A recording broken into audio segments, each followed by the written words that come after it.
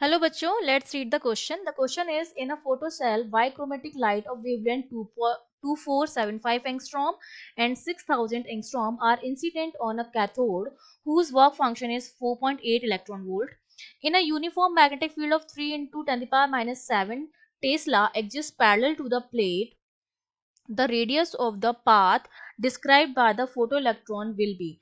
तो कितना रेडियस जो होगा वो पाथ डिस्क्राइब करेगा फोटो इलेक्ट्रॉन, वो हमें बताना है। तो देखिए, इस क्वेश्चन को करने के लिए हमारा जो की कॉन्सेप्ट रहेगा, सबसे पहले तो हमें ये पता होना चाहिए कि हम जो है वो कैथोड पर दो रेज डाल रहे हैं। ठीक है, एक की वेवलेंथ जो है वो 6000 एंगस्ट्रॉम है और एक की वेवलेंथ 2475 एंगस्ट्रॉम है।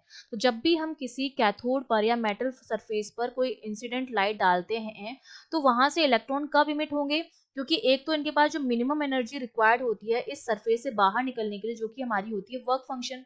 तो वर्क फंक्शन, ठीक है, तो एक तो जो हमारी लाइट बीम इस पर इंसिडेंट हो रही है उसके पास कम से कम इतनी एनर्जी तो होनी चाहिए वर्क फंक्शन के बराबर, और उसके अलावा जो एक्स्ट्रा एनर्जी होती है वो इन इलेक्ट्रॉन्स को काइनेटिक एनर्जी देती है, जिससे ये इलेक्ट्रॉन जो होते हैं इमिट हो जाते हैं और इन्होंने फोटोन को एब्जॉर्ब किया, इसलिए हम इनको फोटो इलेक्ट्रॉन कहते हैं।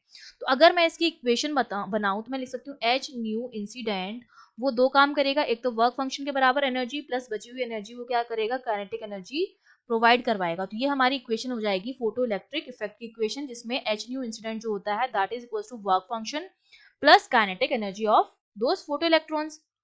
ठीक है, तो सबसे पहले अगर मैं एनर्जी निकालूं, सबसे फर्स्ट केस में अगर मैं एनर्जी निकालूं, एनर्जी हमारी क्या होती है एच न्यू, तो एच सी अपॉन लैम्डा हो गया।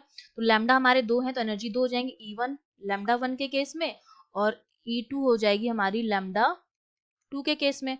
तो E1 जो मेरा आ जाएगा, H हमारा प्लांक कांस्टेंट है जिसकी वैल्यू फिक्स है, C हमारा gas constant gas sorry speed of light है 3 इंटू 10 पावर 8 और ये मेरा 6.6 into 10 power minus 34। Planck constant 6.6 into 10 power minus 34 और C हो जाएगा 3 इंटू 10 पावर 8। तो इन दोनों की वैल्यू को कैलकुलेट करते हैं तो ये हमारे पास आती है 12375 डिवाइडेड बाय 2475। तो E1 जो मेरे पास आता है वो तो आता है 5 इलेक्ट्रॉन वोल्ट। सिमिलरली E2 की जो वैल्यू हम निकालेंगे वो हमारे पास कितनी आ जाएगी, 12375 डिवाइडेड बाय कितना है दूसरा वाला 6000।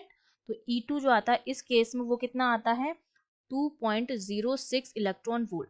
अब देखो वर्क फंक्शन हमारा कितना है 4.8, तो E1 जो है मेरा वो तो वर्क फंक्शन से ज्यादा है, तो ये तो क्या करेगा इमिट करेगा इलेक्ट्रॉन, क्योंकि वर्क फंक्शन के बराबर या इससे ज्यादा एनर्जी होनी चाहिए। और E2 जो है वो मेरा वर्क फंक्शन से कम है, तो वर्क फंक्शन से कम जब एनर्जी आ रही है तो वो नॉट इमिट, कोई इलेक्ट्रॉन इमिट होगा ही नहीं। तो इलेक्ट्रॉन केवल E1 वाला जो है वो इमिट करेगा जिसकी वेवलेंथ 2475 इलेक्ट्रॉन वोल्ट है। ठीक है, तो अब हमारे पास अगर मैं काइनेटिक एनर्जी निकालना चाहूँ तो काइनेटिक एनर्जी कितनी आ जाएगी, h nu incident equals to work function plus kinetic energy. तो यहाँ से अगर काइनेटिक एनर्जी निकालूं तो इंसिडेंट लाइट कितनी है 5 electron volt minus work function कितना है 4.8 इलेक्ट्रॉन वोल्ट, तो ये हमारे पास हो जाएगा 0.2 इलेक्ट्रॉन वोल्ट। और अगर मैं इसको लिखना चाहूँ किसमें जूल में, तो हो जाएगा 0.2 into 1.6 into 10 power minus 19 joule. ये हमारे पास काइनेटिक एनर्जी आ गई है। और रेडियस हम जानते हैं कि जब भी कोई इलेक्ट्रॉन किसी मैग्नेटिक फील्ड में जाता है तो उस पर मैग्नेटिक फोर्स लगता है QBB।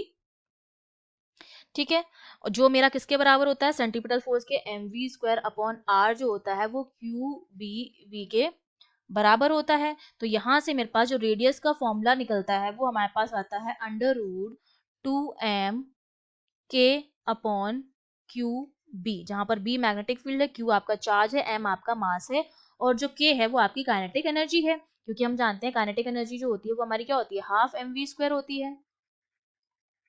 ठीक है, तो इन दोनों को यूज करके हमने आर का फॉर्मूला निकाला है जो हमारे पास ये आया। अब हमें वैल्यू रखनी है, तो वैल्यू देखो 2 इंटू मास कितना होता है इलेक्ट्रॉन का 9 into 10 power minus 31 kilogram into kinetic energy कितनी आई है 0.2 into 1.6 into 10 power minus 19 which is divided by Q. Charge कितना होता है इलेक्ट्रॉन का 1.6 into 10 power minus 19 into magnetic field कितना दे रखा है 3 into 10 power 5, 3 into 10 power minus 5। ये सारी वैल्यूज रखे जो हम इसको सॉल्व करेंगे तो ये हमारे पास आता है 0.05 मीटर।